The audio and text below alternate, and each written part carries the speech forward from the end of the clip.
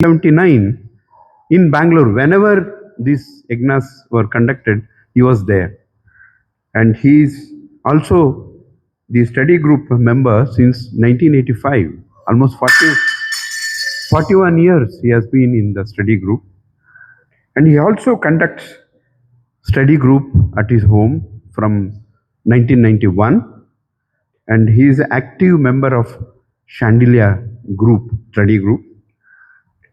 And post-retirement, he has been advising people on the construction of the houses, repair of the houses, valuing of the houses. He is a authorized government surveyor for the civil works. He is going to talk to us on 4 types of bhaktas in Kannada. Over to Sri G.N. Narasimhan, Yoga Narasimhan. Hari Om. Guru Brahma, Guru Vishnu, Guru Devo Maheshwaraha, Guru Sakshat Parabrahma, Tasmai Shri Gurave Namaha. ನನ್ನ ಸಾಷ್ಟಾಂಗ ಪ್ರಣಾಮಗಳು ಪೂಜ್ಯ ಗುರುದೇವಿ ಸ್ವಾಮಿ ಚಿನ್ಮಯಾನಂದರಿಗೆ, ಸ್ವಾಮಿ ಬ್ರಹ್ಮಾನಂದಜಿಯವರಿಗೆ, ಮಾತಾಜಿ, ಇತರ ಆಚಾರ್ಯರಿಗೆ ಮತ್ತು ಇಲ್ಲಿರುವ ಎಲ್ಲರಿಗೂ. ಭಗವಂತ ಈ ಅದ್ಭುತವಾದ ಬ್ರಹ್ಮಾಂಡವನ್ನು ಸೃಷ್ಟಿಸಿದ್ದಾನೆ. ಸ್ವಲ್ಪ ಹೊರಗಡೆ ರಾತ್ರಿ ಹೊತ್ತು ಹೊರಗಡೆಯಿಂದ ಹೋಗಿ ನೋಡಿದರೆ ನಮಗೆ ಅವನ ಸೃಷ್ಟಿಯ ಒಂದು ಅಂಶ ಕಾಣಿಸ್ತದೆ. ಲೆಕ್ಕವಿಲ್ಲದಷ್ಟು ನಕ್ಷತ್ರಗಳು, ಸೂರ್ಯ ಚಂದ್ರರು, ಪಂಚಮಹಾಭೂತ, ಇವುಗಳ ಜೊತೆಗೆ ಗಿಡ ಮರಗಳು, ಪ್ರಾಣಿ ಪಕ್ಷಿಗಳು ಹಾಗೂ ಬುದ್ಧಿವಂತನಾದ ಮನುಷ್ಯನನ್ನು ಸೃಷ್ಟಿಸಿದ್ದಾನೆ. ಅಂಡರ್ಲೈನ್ ದಟ್ ವರ್ಡ್, ಬುದ್ಧಿವಂತನಾದ ಮನುಷ್ಯ. ಅವನಿಗೆ ವಿಶೇಷವಾದ ಒಂದು ಗುಣವನ್ನು ಕೊಟ್ಟಿದ್ದಾನೆ, ಅದು ಬುದ್ಧಿ. ನಾವು ಈ ಮಾನವ ಕುಲ ಸೃಷ್ಟಿ ಮಾಡಿದಾಗ ಅವರು 2 ವಿಧವಾದ ಜನರನ್ನು ಕಾಣುತ್ತೇವೆ. ಒಂದು, ಭಗವಂತನಲ್ಲಿ ನಂಬಿಕೆ ಉಳ್ಳವರು, ಆಸ್ತಿಕರು ಅಂತಾರೆ. ಇನ್ನೊಂದು, ಭಗವಂತನಲ್ಲಿ ನಂಬಿಕೆ ಇಲ್ಲದವರು, ನಾಸ್ತಿಕರು. ಈ ನಂಬಿಕೆ ಉಳ್ಳವರು ಅಂದರೆ ಅದರಲ್ಲಿ ಎಷ್ಟು ವಿಧ? ಇದನ್ನು ಭಗವದ್ಗೀತೆಯ 7ನೇ ಅಧ್ಯಾಯದ 14ನೇ ಶ್ಲೋಕದಲ್ಲಿ ವಿವರಿಸಿದ್ದಾನೆ. ಅದನ್ನು ಸ್ವಲ್ಪ ನೋಡೋಣ. ಚತುರ್ವಿಧಾ ಭಜಂತೆ ಮಾಂ ಜನಾ ಸುಖಿತಿನೋರ್ಜುನ, ಆರ್ತೋ ಜಿಜ್ಞಾಸುರರ್ಥಾರ್ಥಿ ಜ್ಞಾನಿ ಚ ವರದರ್ಶಭಃ. ಇಲ್ಲಿ ಹೇಳ್ತಾನೆ ಸುಕೃತನೋಹ ಅಂದರೆ ಪರಮಾತ್ಮ ಹೇಳ್ತಾನೆ, ಪುಣ್ಯವಂತರು ನನ್ನನ್ನು ಭಜಿಸುತ್ತಾರೆ. ಅಂದರೆ ದೇವರ ಭಕ್ತರಾದರೆ ಅದು ಒಂದು ಪುಣ್ಯಾತ್ಮನಂತೆ. ಅದು 2 ವಿಧ ನೋಡಿದ್ದೀವಿ ನಾವು. ಭಗವಂತನಲ್ಲಿ ನಂಬಿಕೆ ಇಲ್ಲದವರು ನಾಸ್ತಿಕರು, ಭಗವಂತನ ನಂಬಿಕೆ ಉಳ್ಳವರು ಪುಣ್ಯಾತ್ಮರಂತೆ. ಸೊ ಆದ್ದರಿಂದ ಇಲ್ಲಿ ಗಮನಿಸಬೇಕಾದ ವಿಷಯ ಅಂತಂದರೆ, ದೇವರ ಕಡೆಗೆ ತಿರುಗುವುದೇ ಒಂದು ಪುಣ್ಯವಂತ ಕೆಲಸ ಅಂತೆ. ದೇವರ ಭಕ್ತನಾಗುವುದೇ ಒಂದು ಪುಣ್ಯ ಕೆಲಸ ಅಂತೆ. ಸೊ ಇವು ಒಂದೊಂದಾಗಿ ನೋಡೋಣ. 4 ವಿಧವಾದ ಭಕ್ತರು. ಆರ್ತ ಅಂದರೆ ದುಃಖದಲ್ಲಿರುವವರು, ಸಂಕಟದಲ್ಲಿರುವವರು, ದುಃಖದಿಂದ ಬಳಲುತ್ತಿರುವವರು. ಜೀವನದಲ್ಲಿ ಅನೇಕ ಸಂದರ್ಭಗಳಲ್ಲಿ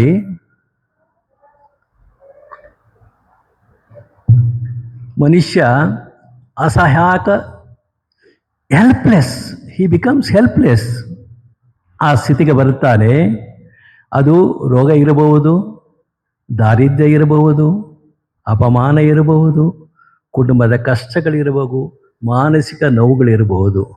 ಆದರೆ ಇದು ಈ ಸಂದರ್ಭವನ್ನು, ಸಂಕಷ್ಟವನ್ನು ಯಾರಿಂದಲೂ ಪರಿಹರಿಸಲು ಆಗುವುದಿಲ್ಲ, ತನ್ನಿಂದಲೂ ಆಗುವುದಿಲ್ಲ, ಇನ್ನು ಬೇರೆ ಏನೂ ಗತಿ ಇಲ್ಲ. ಆಗ ಅವನು ಅರ್ಥನಾದ ಅಂದರೆ ಭಗವಂತನಲ್ಲಿ ಪ್ರಾರ್ಥಿಸ್ತಾನೆ. ಹಿಂದೆ ಯಾವತ್ತೂ ಭಗವಂತನಲ್ಲಿ ಬಂದಿರಲಿಕ್ಕೆ ಇರೋದಿಲ್ಲ. ಆ ಸಂದರ್ಭದಲ್ಲಿ ಅವನು ಭಗವಂತನನ್ನು ನೆನೆಸ್ತಾನೆ. ಇದಕ್ಕೆ ಪುರಾಣದಲ್ಲಿ 2-3 ಉದಾಹರಣೆಗಳನ್ನು ನೋಡಬಹುದು. Very short, because time is not more, explain ಮಾಡೋಕ್ಕಾಗೋದಿಲ್ಲ. ಒಂದು ಗಜೇಂದ್ರ ಮೋಕ್ಷ, ಇನ್ನೊಂದು ದ್ರೌಪದಿಯ ಮಾನಹರಣ ಪ್ರಯತ್ನ ಸಮಯದಲ್ಲಿ ಅವನನ್ನು ಆರ್ತನಾದ ಪ್ರಾರ್ಥನೆ ಮಾಡಿದಾಗ ಅವರ ಸಹಾಯಕ್ಕೆ ಮಾರುತ್ತಾನೆ. ಇಲ್ಲಿ ನಮ್ಮ ಮನುಷ್ಯರು ಕೂಡ ಸಂಕಟ ಬಂದಾಗ ಮಾತ್ರ ವೆಂಕಟರಮಣ ಅಂತ ಬರ್ತಾರೆ. ಬೇರೆ ಏನು ವಿಧಿ ಇಲ್ಲ, ಯಾರಿಂದಲೂ ಅದನ್ನು ಸಾಧ್ಯವಾಗುತ್ತಿಲ್ಲ, ತನ್ನಿಂದಲೂ ಸಾಧ್ಯವಾಗುತ್ತಿಲ್ಲ. ಭಗವಂತನನ್ನು ಬಿಟ್ಟರೆ ಬೇರೆ ಯಾರೂ ಅದನ್ನು ಪರಿಹರಿಸಲು ಸಾಧ್ಯವಾಗಿಲ್ಲ. ಆವಾಗ ಬರ್ತಾರೆ, ಸಂಕಟ ಬಂದಾಗ ವೆಂಕಟರಮಣ. ಅದಕ್ಕೆ ದಾಸರು ಹೇಳ್ತಾರೆ, ನಂಬಿ ಕೆಟ್ಟವರಿಲ್ಲವೋ ನಂಬದರೆ ಕೆಟ್ಟರಿಲಿ ಅಂತ ಬರ್ತಾರೆ. ಇಲ್ಲಿ ನಾವು ಮುಖ್ಯವಾಗಿ ನೋಡಬೇಕು ಏನು ಅಂತಂದರೆ, ಇದು ಸಂಪೂರ್ಣ ಶರಣಾಗತಿ. ಭಗವಂತ ಕಾಯ್ತಾ ಇರ್ತಾನೆ. No half hearted appeal, it should be total surrendering to the God. ಆಗ ದಯವಿಟ್ಟು ಸಂತೋಷವಾಗಿ ಬರ್ತಾನೆ, ಸಹಾಯ ಮಾಡ್ತಾನೆ. ಸೊ ಇನ್ನೂ ಒಂದು ಮುಖ್ಯವಾದ ಅಂಶಗಳು ಏನು ಅಂದರೆ, ಇಲ್ಲಿ ನೋವು ಕಷ್ಟಗಳೇ ಅವನ ಆತ್ಮೀಯ ಪ್ರಯಾಣಕ್ಕೆ ಚಾಲನೆ ಕೊಡ್ತೀವಿ. That means his spiritual path starts from this one. That ಅರ್ಥ ಅಂದರೆ ನಾವು ಏನು ತಿಳ್ಕಬೇಕು, ಇದರಲ್ಲಿ ಕಷ್ಟ ಬಂದಾಗ ನಾವು ಮರಳಬಾರದು. ಬಿಕಾಸ್ ಪರಮಾತ್ಮ ಅದನ್ನು ಯಾವುದೋ ಒಂದು ಉದ್ದೇಶದಿಂದ ಕೊಟ್ಟಿದ್ದಾನೆ. The action itself is neither, Swamiji ಹೇಳ್ತಾ ಇರ್ತಾರೆ Guruji, the action itself is neither good or bad, the intention behind the action is more important. ಯಾವ ಉದ್ದೇಶದಿಂದ ಆ ಕಾರ್ಯವನ್ನು ಮಾಡ್ತಿದ್ಯೋ ಅದು ಒಳ್ಳೆಯದೋ ಕೆಟ್ಟದೋ ಅಂತ ತೀರ್ಮಾನಿಸುತ್ತೆ. ನಾವು ತಿಳ್ಕೋತೀವಿ ಸಂಕಷ್ಟ ಬಂದಾಗ, ಓ ಏನಪ್ಪ ಪರಮಾತ್ಮ ಇದು ನನಗೆ ಕಷ್ಟ ಕೊಟ್ಬಿಟ್ಟ ಅಂತನ್ಬಿಟ್ಟು. ಅವನ ಉದ್ದೇಶ ನಮ್ಮ ಉದ್ಧಾರ ಮಾಡುವುದಕ್ಕೋಸ್ಕರ, ಅವನಲ್ಲಿ ಭಕ್ತಿಯನ್ನು ತೋರಿಸುವುದಕ್ಕೋಸ್ಕರ. ಆದ್ದರಿಂದ ಆ ಸಂಕಟ ಬಂದಾಗ, ಇದು ಐ ಆಮ್ ನಾಟ್ ಎಕ್ಸಾಗರೇಟಿಂಗ್, ಪ್ರಸಾದ ಭಾವನೆಯಿಂದ ನಾವು ಅದನ್ನು ತೆಗೆದುಕೊಂಡರೆ ನಾವು ಒಳ್ಳೆಯದಾಗ್ತದೆ ನಮಗೆ. ಇನ್ನು ಇದು ಅರ್ಥ ಫರ್ದರ್ ತುಂಬ ಎಕ್ಸ್ಪ್ಲೇನ್ ಮಾಡೋದಿದೆ, ಬಟ್ ಕಾಲಾವಕಾಶ ಟೈಮೇ ಕೊಟ್ಟಿರೋದು ಕೆಲವ ಟೈಮ್ 20 ನಿಮಿಷ, ಅದರಿಂದ ಬೇರೆ ಮಾಡೋಕ್ಕಾಗೋದಿಲ್ಲ. ಸ್ವಲ್ಪ ಹೆಲ್ತ್ ಪ್ರಾಬ್ಲಮ್, ಕ್ಷಮಿಸಿ. ಸೊ ಎರಡನೇ ವಿಧವಾದ ಭಕ್ತ ಅಂದರೆ ಜಿಜ್ಞಾಸು, ಅಂದರೆ ಇವನು ಜ್ಞಾನವನ್ನು ಹುಡುಕುವವನು. ಜಿಜ್ಞಾಸು ಅಂದರೆ ಆಸೆಯನ್ನು ತಿಳಿಯುವ ಆಸೆ, to know more about the truth. ಅವನಿಗೆ ಯಾವ ವಿಧವಾದ ಬೇರೆ ಆಸೆ ಇಲ್ಲ, ಪ್ರಾಪಂಚಿಕ ಆಸೆಗಳು ಏನು ಇರುವುದಿಲ್ಲ. ಆದರೆ ಅತಿ ಆಸೆ, intense desire to know the knowledge. ದೇವರು ಯಾರು, ಈ ಜೀವನದ ಅರ್ಥ ಏನು, ನಾನು ಯಾರು, ಪರಮಾತ್ಮ ಯಾರು, ಈ ಜನನ ಮರಣದ ರಹಸ್ಯ ಏನು ಎಂಬ ಅನೇಕ ವಿಧವಾದ ಸಮಸ್ಯೆ, ಕ್ವಶನ್ಸ್, ಈ ಗೆಟ್ಸ್ ಕ್ವಶನ್ಸ್. ಅದಕ್ಕೆ ಯಾವ ವಿಧವಾದ ಭೌತಿಕದಲ್ಲಿ ಏನೇನೋ ಎಕ್ಸ್ಪೆರಿಮೆಂಟ್ ಮಾಡ್ಬೋದು. ಮೇಲೆ ಕಲ್ಲನ್ನು ಹಾಕಿದರೆ ಕೆಳಗೆ ಬೀರುತ್ತದೆ, ಅದಕ್ಕೆ ಗುರುತಾಕ್ಷರ ಇದೆ ಅಂತ they can prove it. But ಇದರಲ್ಲಿ ಅಲ್ಲಿಗೆ ಎಲ್ಲೂ ಅವರಿಗೆ ಸಮಾಧಾನವಾಗಿ ಯಾವುದೋ ಒಂದು ಉತ್ತರ ಸಿಗೋದಿಲ್ಲ. ಆದ್ದರಿಂದ ಅವನೇನು ಮಾಡ್ತಾನೆ, ಆವಾಗ ಜ್ಞಾನಕ್ಕೋಸ್ಕರವಾಗಿ, ಕೇವಲ ಜ್ಞಾನಕ್ಕೋಸ್ಕರವಾಗಿ ಅವನು ಧರ್ಮಗ್ರಂಥಗಳನ್ನು ಓದಕ್ಕೆ ಶುರು ಮಾಡ್ತಾನೆ. ವೇದ, ಉಪನಿಷತ್ತು, ಗೀತೆ, ಸಂತ ಮಹಾತ್ಮರ ವಚನಗಳನ್ನು ಕೇಳಕ್ಕೆ ಹೋಗ್ತಾರೆ, ಅಧ್ಯಯನ ಮಾಡುತ್ತಾನೆ, ಗುರುವನ್ನು ಹುಡುಕುತ್ತಾನೆ, ಧ್ಯಾನವನ್ನು ಮಾಡುತ್ತಾನೆ. ಆದ್ದರಿಂದ ಅದರಲ್ಲಿ ಆಸಕ್ತಿ ತೋರಿಸ್ತಾನೆ. ಜಿಜ್ಞಾಸು ಭಕ್ತನ ಮನಸ್ಸು ಜ್ಞಾನದ ಕಡೆಗೆ, ಅಲ್ಲಿ ಸಂಕಷ್ಟದಿಂದ ದೇವರ ಕಡೆ ತಿರುಗಿದು. ಇಲ್ಲಿ ಜಿಜ್ಞಾಸು ಅವನಿಗೆ ಜ್ಞಾನವನ್ನು ಹುಡುಕುವುದರಿಂದ ಅದೇ ರೀತಿ ಭಗವಂತನಲ್ಲಿ ಅವನ ತಿರುತ್ತದೆ. ಇದಕ್ಕೆ ಉತ್ತಮ ಉದಾಹರಣೆ ಎಂದರೆ, ಜಾಸ್ತಿ ಎಕ್ಸ್ಪ್ಲೇನ್ ಮಾಡೋಕ್ಕೆ ಟೈಮ್ ಇಲ್ಲ. ಕಠೋಪನಿಷತ್ತಲ್ಲಿ ನಚಿಕೇತನ ಉದಾಹರಣೆನ ನಾವು ತಗೋಬೋದು ಅಷ್ಟೇ, ಅದನ್ನು ಮುಂದೆ ಹೇಳಕ್ಕೆ ಟೈಮ್ ಇಲ್ಲ. ಮೂರನೆಯದು ಅರ್ಥಾರ್ಥಿ, ಅಂದರೆ ಸಂಪತ್ತು ಇಚ್ಛೆಗಳಿಗಾಗಿ ದೇವರನ್ನು ಹುಡುಕುವವನು. He wants worldly pressure. ಅವನಿಗೆ ಧನ ಬೇಕು, ಸಂಪತ್ತು ಬೇಕು, ಸ್ಥಾನಮಾನ, ಯಶಸ್ಸು, ಯಾವುದಾದರೂ ಲೌಕಿಕ ಲಾಭವನ್ನು ಬಯಸುವವನು. ಅದಕ್ಕೋಸ್ಕರ ಅವನ ಪ್ರಾರ್ಥನೆ ತನ್ನ ಆಸೆಗಳ ನೆರವೇರಿಕೆ.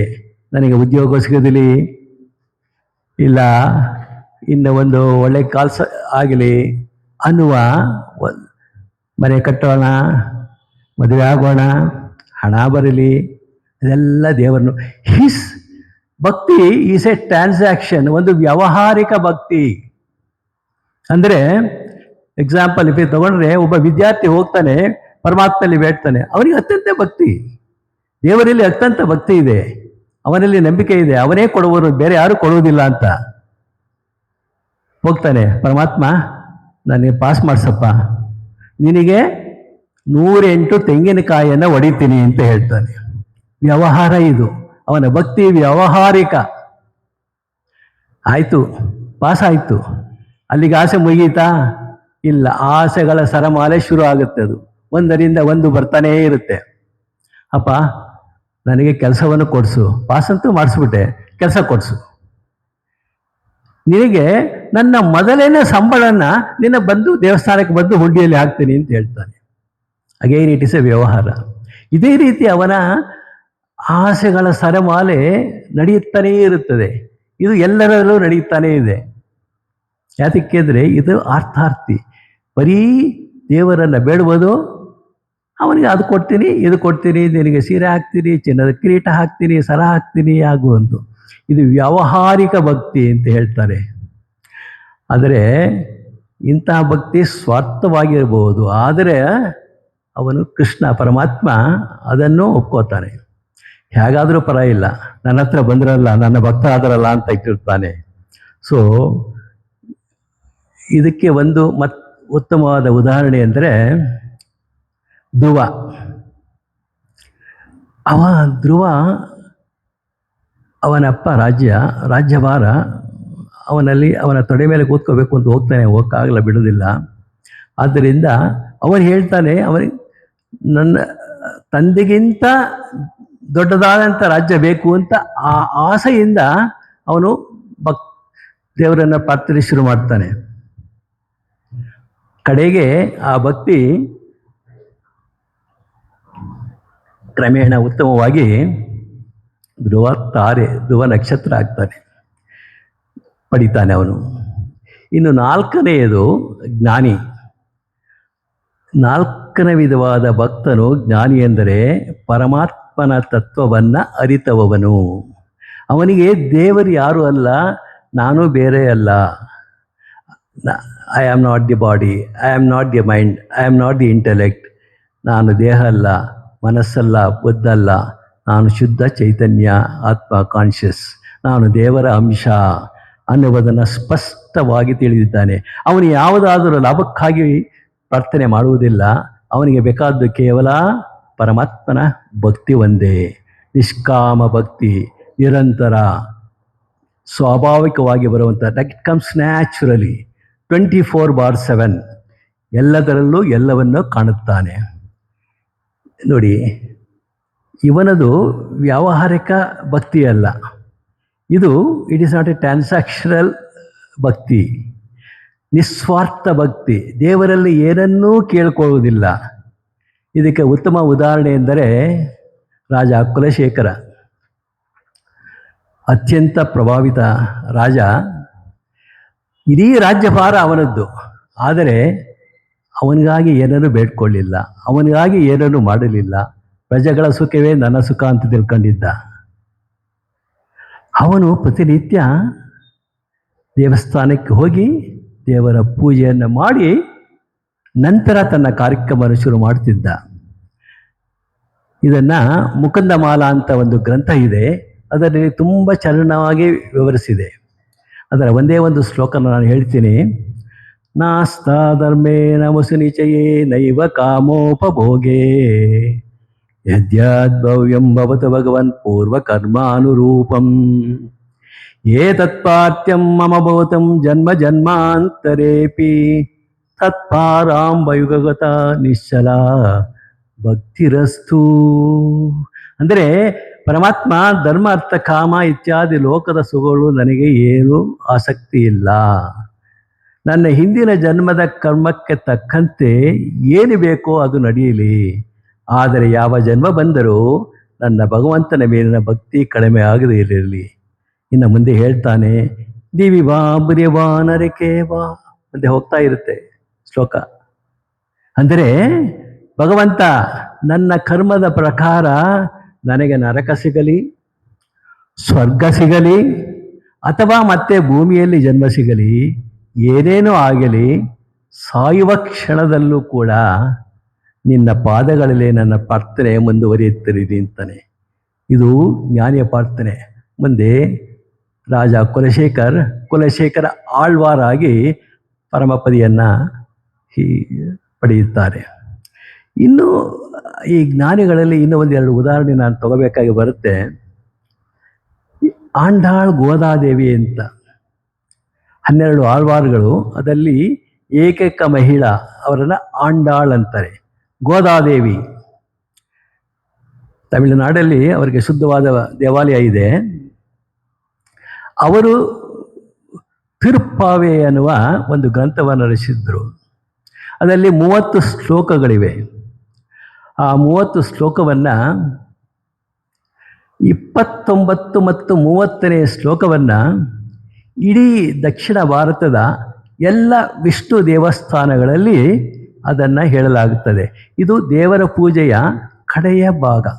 ದಟ್ ಮೀನ್ಸ್ ಅದರ ನಂತರ ನಮ್ಮ ದೇವರ ಪೂಜೆ ಮುಗಿಯಿತು ದೇವಸ್ಥಾನಗಳಲ್ಲಿ. ಅದರ ತುಣುಕು ಕಡೆಯೇ ಒಂದನ್ನು ಹೇಳ್ತೀನಿ, ಅದು ಹೇಳ್ತಾ ಹೋದರೆ ಟೈಮ್ ಇಲ್ಲ. ಶುತ್ತಂ ಶಿರಹಾಲೆ ಒಂದೊನ್ನೆ ಸೇವೆತ್ತೆ உன் பொத்தாமரடியே போற்றும் வேளாய் வெட்டமேத்தம் குலத்தில் பிறந்து நீ குட்டே வளையங்களை கொள்ளாமல் போகாது ஈட்டவல்வான் கோவிந்தா இட்டேக்கம் 7 பிறக்கம் உன் தன்னோடு உத்தமே நாமோ உனக்கே நாமாள் செய்வா ಮತ್ತೇನಂ ಕಾಮಂಗಲ್ ಮಾಟ್ಟೇಲೋರೆಂಬಾವಾಯ್. ಕಡೆಯ ಪದ ಭಾಳ ಇಂಪಾರ್ಟೆಂಟು. ಮತ್ತೇನಂ ಕಾಮಂಗಳ್ ಅಂದರೆ ಇದು ಸ್ವಾರ್ಥರಹಿತ ಪ್ರಾರ್ಥನೆ.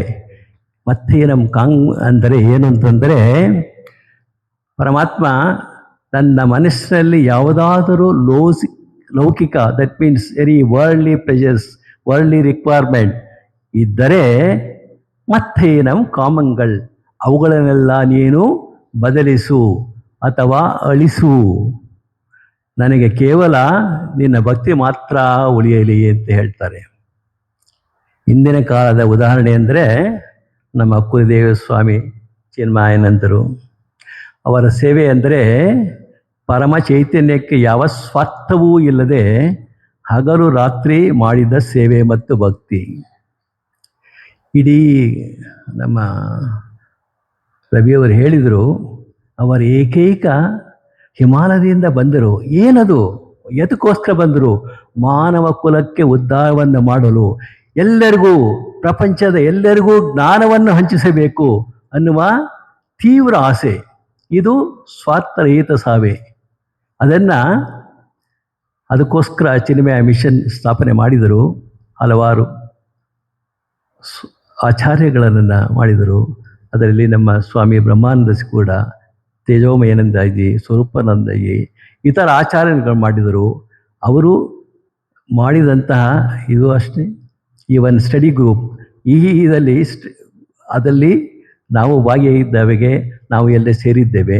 ಇದು ಅವರ ಒಂದು ಯಾಕೆಂದರೆ through the study group also he was telling puja is not a part time job, it is 24/7 ನಿರಂತರ 365 ಡೇಸ್. ಅವರ ಜ್ಞಾನ ಯಜ್ಞ ಮೊದಲು ನಡೀತಾ ಇತ್ತು. 365 ದಿವಸ ಜ್ಞಾನವನ್ನು ಇವತ್ತು ಬೆಂಗಳೂರಲ್ಲಿ ಮುಗಿದರೆ ನೆಕ್ಸ್ಟ್ ಡೇ ಅನದರ್ ಯಜ್ಞ, ಕಂಟಿನ್ಯೂಯಸ್ 365 ದಿವಸ ಯಜ್ಞವನ್ನು ಮಾಡ್ತಾ ಇದ್ದರು. ಆದ್ದರಿಂದ ನಾವು ನಮ್ಮ ಸೇವೆ ಎಂದರೆ ಅವರ ಈ ಜ್ಞಾನ ಪ್ರಸಾರವನ್ನು ನಾವು ಮುಂದುವರಿಸ್ಕೊಂಡು ಹೋಗಬೇಕು ಅಂತಂದ್ಬಿಟ್ಟು. ಸೊ ಕೊನೆಯದಾಗಿ ಹೇಳಬೇಕು ಅಂತಂದರೆ, ಶ್ರೀಕೃಷ್ಣ ಈ 4 ವಿಧ ನಾವು ಓದಿವಿ: ಆರ್ತ, ಜಿಜ್ಞಾಸು, ಅರ್ಥಾರ್ಥಿ, ಜ್ಞಾನಿ. ಈ 4 ವಿಧವಾದ ಭಕ್ತರನ್ನು ಯಾತಕ್ಕೆ ಮಾಡಿದ್ದಾನೆ, ವಿಂಗಡಿಸ್ತಾನೆ. ಮೇಲ್ನೋಟಕ್ಕೆ ಅದು ಏನಪ್ಪ, ಅದು ಮೇಲೆ ಕೆಳಗೆ ಅಂತ ಇದೆ. ಆದರೆ ಯಾರು ಉತ್ತಮ ಯಾರು ಕಡಿಮೆ ಅಂತ ತೀರ್ಮಾನಿಸಲು ಕೂಡ ಅಲ್ಲ. ಅದು ಒಬ್ಬ ಆತ್ಮೀಯ ಭಕ್ತನ ಪ್ರಯಾಣ ಹೇಗೆ ಸಾಗುತ್ತದೆ ಅನ್ನೋದನ್ನು ತೋರಿಸಲು. From here the ultimate goal is this one: from ಅರ್ಥ, ಅರ್ಥಾರ್ಥಿ, ಜಿಜ್ಞಾಸು, ಜ್ಞಾನಿ. ದಿಸ್ ಜ್ಞಾನಿ, it is the, what we can say, it is the helipad ಅಂತಾರಲ್ಲ, that becomes the helipad to reach our ultimate goal. What is our ultimate goal? ಹೇಗೆ ನದಿ ಸಮುದ್ರದಲ್ಲಿ ತೇಲಿ ಸಮುದ್ರವೇ ಆಗುತ್ತದೋ ಅದೇ ರೀತಿ ನಾವು ಕೂಡ ಅವನಲ್ಲಿ ಐಕ್ಯವಾಗಿ, ಅವನಲ್ಲಿ ಒಂದಾಗಿ ನಾವು ಆ ಅಹಂ ಬ್ರಹ್ಮಾಸ್ಮಿ ಅಂತಾರಲ್ಲ, ಆ ಪರಿಸ್ಥಿತಿಗೆ ಬರಬೇಕು. ಇದು ನಾನಿಗೆ ಇಟ್ ಈಸ್ ದಿ ಕ್ವಾಲಿಫಿಕೇಶನ್. ಆ ಲೆವೆಲ್ಗೆ ಬರಬೇಕು. ಅದಕ್ಕೋಸ್ಕರ ಅರ್ಥ, ಅರ್ಥಾರ್ಥಿ, ಜಿಜ್ಞಾಸು, ಆಮೇಲೆ ಜ್ಞಾನಿ ಬರುತ್ತೇವೆ. ಸೊ ಏನೆಂದರೆ ನಾವು ನಂಬಿಕೆ ಇಟ್ಕೋಬೇಕು ಪರಮಾತ್ಮನಲ್ಲಿ. ಏನೋ ಒಂದು ಆಸೆ, ಏನಾದರೂ ಪಡಿಬೇಕು ಅಂತ ಇದ್ದರೂ ಪರವಾಗಿಲ್ಲ. ಪರಮಾತ್ಮ ನಾವೆಲ್ಲ ಅವನ ಪರಮಾತ್ಮನ ಮಕ್ಕಳು. ಆದ್ದರಿಂದ ಇವಾಗ ನಾವು ನೋಡ್ತಾ ಇದ್ದೀವಿ, ಒಂದು ಮಕ್ಕಳಿಗೋಸ್ಕರ ಏನೋ ಒಂದು ಕೆಲಸ ಆಗಬೇಕಾದ್ರೆ ಸ್ವಲ್ಪ ಆಸೆ ತೋರಿಸ್ತೀವಿ, ಒಂದು ಚಾಕ್ಲೇಟ್ ಏನೋ ತೋರಿಸ್ತೀವಿ. ಅದೇ ರೀತಿ ಪರಮಾತ್ಮ ನಮಗೆ ಒಂದಷ್ಟು ಅವಕಾಶಗಳನ್ನು ಕೊಡ್ತಾನೆ. ಯಾತಕ್ಕೋಸ್ಕರ ಅಂದರೆ ನಮ್ಮ ಉದ್ಧಾರಕ್ಕಾಗಿ, ನಮ್ಮನ್ನು ಉದ್ಧಾರವನ್ನು ಮಾಡೋಕ್ಕೋಸ್ಕರ. ಆದ್ದರಿಂದ ನಾವು ಯಾವುದೇ ಬಂದರೂ ಪರಮಾತ್ಮ ಸ್ವಾಮಿ ಚಿನ್ಮಯಂದರು ಹೇಳ್ತಾ ಇದ್ದರು, don't beg God, don't beg God. ಇದೇ ರೀತಿ ಇದೇ ಟೌನಲ್ಲಿ ಹೇಳ್ತಾ ಇದ್ದರು. ಏನು ಅಂದರೆ, you don't know how to ask, what to ask. ನಿನಗೆ ಏನನ್ನು ಕೇಳಬೇಕು ಏನೂ ಗೊತ್ತಿಲ್ಲ, ಯಾವಾಗ ಕೇಳಬೇಕು ಅಂತಿಲ್ಲ. But he knows what to give, when to give, how much to give. ಅವನಿಗೆ ಬಿಟ್ಬಿಡು, ಅವನು ನೋಡ್ಕೋತಾನೆ ನಿನಗೆ ಅಂತ ಹೇಳ್ತಾ ಇದ್ರು.